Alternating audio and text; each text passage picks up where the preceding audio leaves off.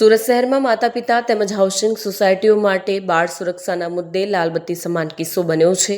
મળતી માહિતી અનુસાર મૂળ ઉત્તર પ્રદેશના વતની અને વ્યવસાયી પેન્ટર એવા શ્રીરામ નિષાદ તેમના 2 બાળકો સાથે તપોવન કોલોની પટેલ હાઉસ મોરા ટેકરા હજીરા ખાતે રહે છે। ગત તારીખ 10 સપ્ટેમ્બરના રોજ બપોરના સમયે તેમનો 3 વર્ષનો પુત્ર દિવેશ ઘર નજીક રમી રહ્યો હતો। શ્રીરામ નિષાદે જણાવ્યું હતું કે પરિવારને લાગ્યું કે બાળક બહાર રમી રહ્યો હશે, પરંતુ રમતા રમતા બાળક અજાણતા મકાનની નીચે આવેલી પાણીની ટાંકી સુધી પહોંચી ગયો હતો।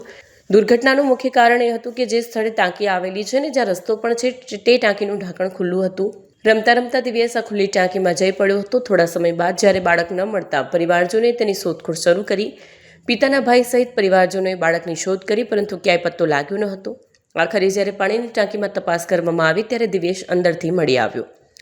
બાળકને હોસ્પિટલમાં ખસેડાતા ડોક્ટરે મૃત જાહેર કર્યો। બાળકને તાત્કાલિક બહાર કાઢી પાડોશમાં રહેતા વ્યક્તિએ હોસ્પિટલને જાણ કરી અને તાબડતોડ નવી સિવિલ હોસ્પિટલ સારવાર માટે ખસેડવામાં આવ્યો હતો।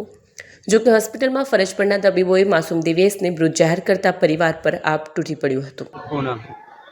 आपका नाम? श्रीराम। आपका रहने का कहाँ पे है? तपोवन कॉलोनी, मोरा टेगड़ा, पटेल हाउस कम बिल्डिंग।